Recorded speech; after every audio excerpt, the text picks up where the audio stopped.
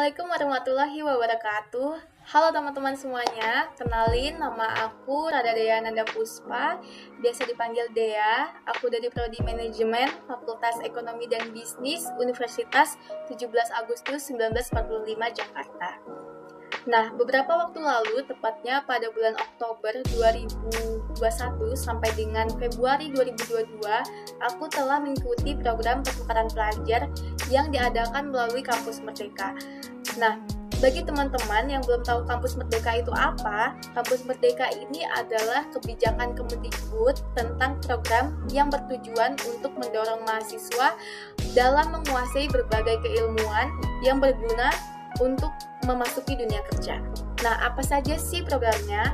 Mungkin teman-teman udah sangat familiar sama yang namanya magang bersertifikat, studi independen, pertukaran mahasiswa, lalu ada riset, wirausaha, Indonesian International Student Mobility Award, dan masih banyak lagi.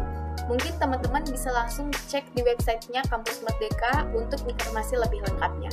Nah, kebetulan program yang aku ikuti ini adalah program pertukaran pelajar yang namanya Online Exchange Student di University Science Malaysia atau USM. Nah, di video kali ini aku akan bahas nih teman-teman tentang pengalaman aku dan juga proses seleksi serta persyaratan apa yang aku lakukan ketika aku mengikuti program ini.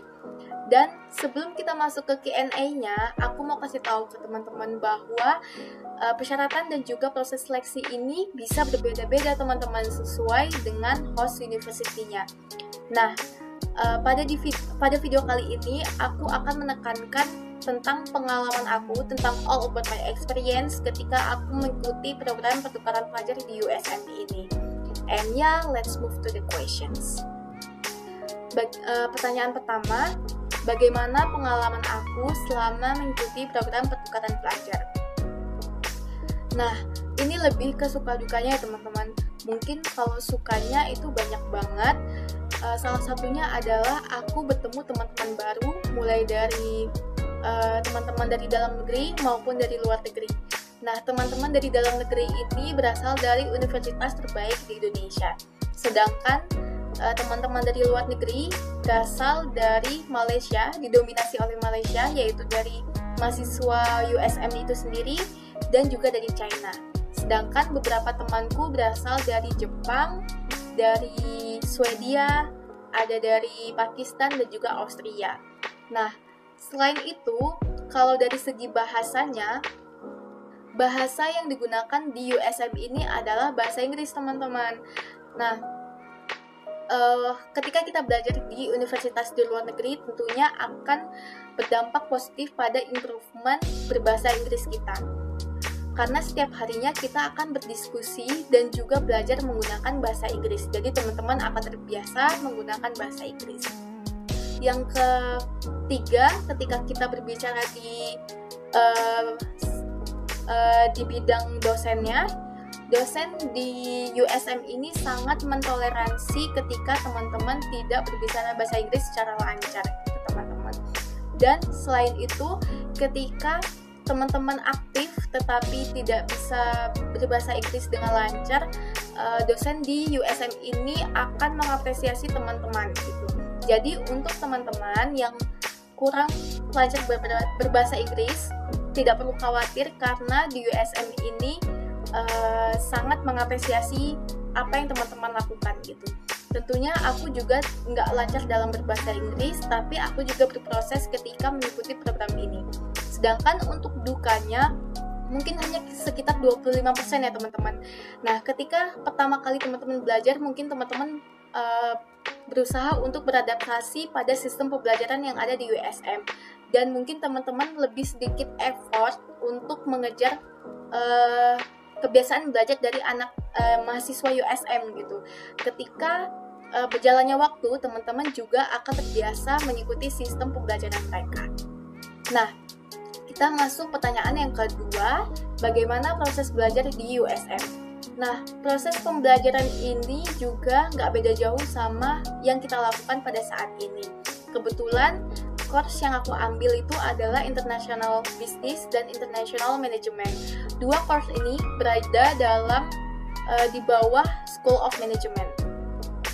Nah, dua course yang aku ambil ini punya kebijakan pembelajaran yang berbeda-beda tergantung dari dosen course-nya masing-masing. Jadi, kalau secara general kita gambarkan, dosen akan memberikan kontrak perkuliahan di awal semester. Setelah itu, dosen akan memberikan tugas project untuk dikerjakan oleh mahasiswa selama 1 semester. Nah, tugas project ini terdiri dari kelompok dan juga individu. Nah, setelah itu dosen juga akan melakukan presentasi materi pada setiap pertemuannya, dan sisanya ya hanya final test dan juga mid test. Oke, kita lanjut ke pertanyaan ketiga. Apa saja syarat-syarat dalam mendaftar exchange program? Nah, seperti yang aku tekankan di awal, bahwa persyaratan ini juga akan berbeda-beda ya teman-teman, tergantung dari host university-nya. Nah, untuk di USM sendiri, kebetulan aku adalah angkatan pertama yang ikut program ini dari kampus UTA 45 Jakarta. Jadi, persyaratan yang aku lalui juga nggak ribet teman-teman, hanya mempunyai IPK di atas 3,0 dan juga pada saat itu level bahasa Inggrisku berada di level intermediate. Nah, tetapi angkatan setelahku juga ada pengupdatean persyaratan dari USM-nya, yaitu mempunyai skor TOEFL minimal 550. Nah, atau teman-teman yang berkuliah di UTA 45 Jakarta bisa langsung menghubungi kaprodinya masing-masing untuk informasi lebih lanjut, atau langsung ke Ibu Ulfa Fatmala selaku Head of Cooperation Division di UTA 45 Jakarta. Sedangkan yang keempat, ini pertanyaan terakhir ya teman-teman, bagaimana proses seleksi dari program pertukaran pelajar yang aku ikuti? Jadi yang pertama, aku akan pada saat itu aku mengikuti proses wawancara internal yang dilakukan oleh Dekan Kaprodi UTA secara langsung serta dosen dari English Center. Nah, setelah itu ketika teman-teman sudah lolos di proses wawancara, maka teman-teman akan mengisi pendaftaran dari segi administrasinya, dan blankonya itu sudah dilampirkan oleh pihak USM, kita tinggal mengisi saja. Dan teman-teman harus menentukan school apa yang mau teman-teman ambil. Nah, kebetulan school yang menyediakan atau memfasilitasi untuk international student melakukan student exchange di USM itu adalah School of Pharmaceutical Science, School of Management, dan juga School of Languages, Literacies, and Translation. Nah, selanjutnya teman-teman akan memilih course apa yang akan teman-teman ambil dan berapa SKS-nya. Setelah itu, ketika berkas-berkas administrasinya sudah lengkap, maka kaprodi teman-teman akan mengirimkan persyaratan itu kepada Ibu Ulfa Fatmala selaku Head of Operation Division dari pihak UTA, dan kemudian berkas itu akan dikirimkan kepada Mobility Coordinator dari exchange program yang berasal dari USM gitu.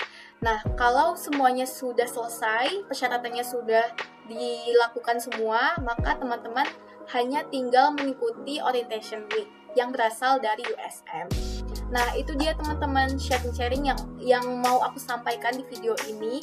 Semoga teman-teman akan termotivasi dengan adanya pengalaman aku dan juga cerita aku tentang proses seleksi dan persyaratan yang aku lalui gitu. Semoga teman-teman bisa menjadi generasi selanjutnya yang mengikuti kampus Merdeka dengan baik, khususnya pertukaran pelajar.